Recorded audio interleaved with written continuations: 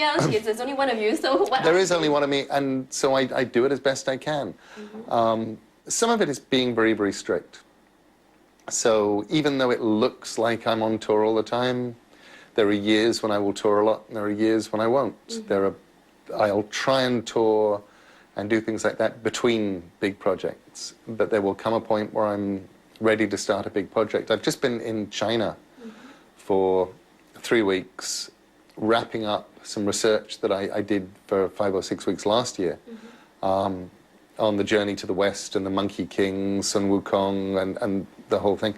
And when I get home, I'm going to start a book, and probably there's a few things I have to do in February and March, but really next year is going to be this book about Monkey. And you have it in your head, so you sound like you have it in your head, like it's just waiting to come out. I really do. And it's sort of non-fiction and it's sort of fiction, and it's me trying to write about the 7th century monk Shenzan and how he went to India and brought back Buddhist scripture to China, and then the 16th century story of Monkey and Pigsy and Sandy and how they did this, and then it's about me going to China and running into all sorts of trouble as I tried to do it. So how did you get the inspiration for this new work? I mean, did you just decide, oh, I read the story about Monkey King and it really intrigued me, or what set it off? Really what set it off was spending, going to China about 2-3 years ago, and finding that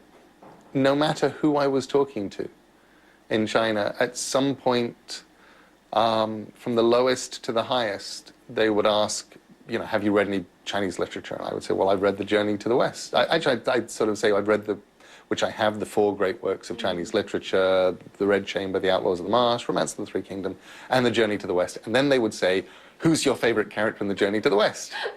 And I'd suddenly find myself talking about Monkey or Pigsy and The Journey to the West.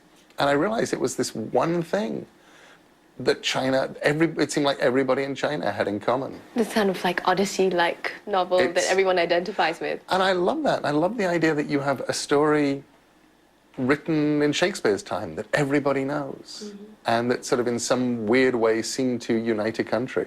And just because China completely fascinates me. It's so many contradictions, it's so old, it's so big, you have this strange monolithic government, you have this weird helter-skelter progress right now from communism to unrestrained, monstrous capitalism, and you have a country that, there are parts of the country right now that are physically lurching from the 11th century into the 21st.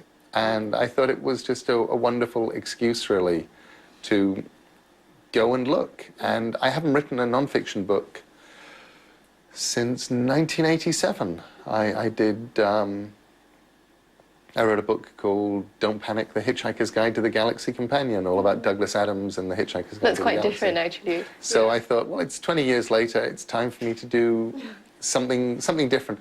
And, of course, there are so many things that people would love me to write right now. And I get people saying, when are you going to do a Stardust sequel? When are you going to do a Neverwhere sequel? We would like some more American Gods. Now with the Graveyard Book, it's all sort of, please, more Graveyard Book. And while it will be lovely to do any one of those things, I thought, you know, nobody's waiting for a non-fiction book by me about China and the Monkey King, so it's probably time to write a non-fiction book. Talking about your work in different genres, I mean, film, and you talked about theatre. I mean, why are you interested in these different genres, and how do you think they inform your writing? For me, it's like, A, I get to keep myself interested, and B, I feel like a kid who got locked in a sweet shop overnight, accidentally, and has until 9 o'clock tomorrow morning when they open the door to get my hands in as many different jars as I can and taste as many different things. And I could think of nothing worse than writing a great big thick work of adult horror and then going, good, I've written a great big thick adult horror novel. Now I will write another great big thick adult horror novel. Because at that point I go, let me write a funny book for kids. Let me write a pornographic cookbook. Let's do something different. And that's Primetime Morning this Wednesday.